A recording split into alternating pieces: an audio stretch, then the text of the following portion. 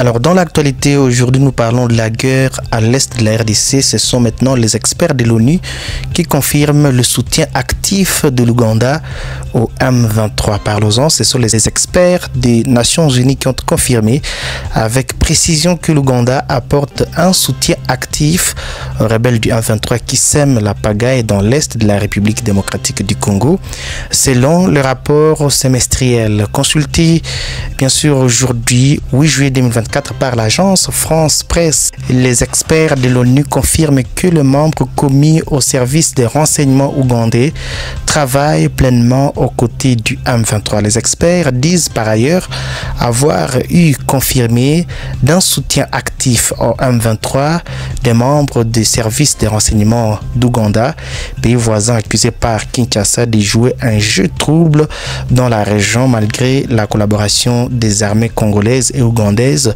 contre un autre groupe rebelle affilié à l'organisation djihadiste État islamique tout au nord du Nord Kivu, lit-on dans cette dépêche.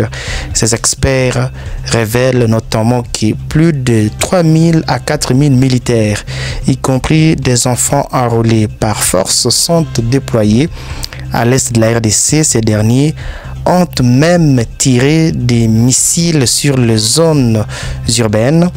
Ces rapports affirment également que les officiers rwandais ont décidément pris le contrôle et la direction des opérations du M23 qui veut renverser le pouvoir en place. En outre, ces experts de l'ONU accusent les autorités rwandaises d'avoir violé l'intégrité et la souveraineté de la République démocratique du Congo en déployant leurs militaires sur le sol congolais, justifiant cette démarche par la conquête territoriale de ces rebelles en majorité Tutsi. Selon les mêmes rapports, les autorités rwandaises ne jurent que sur la déstabilisation de la RDC, car malgré les appels de la communauté internationale, Kigali refuse de retirer ses troupes du sol congolais.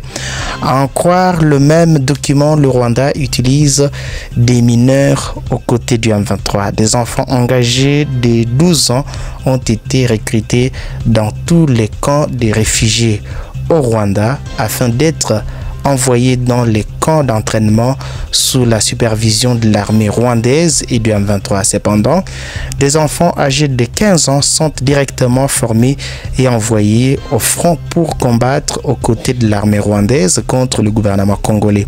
Il est à noter que l'armée rwandaise et le M23 ont systématiquement attaqué les localités en majorité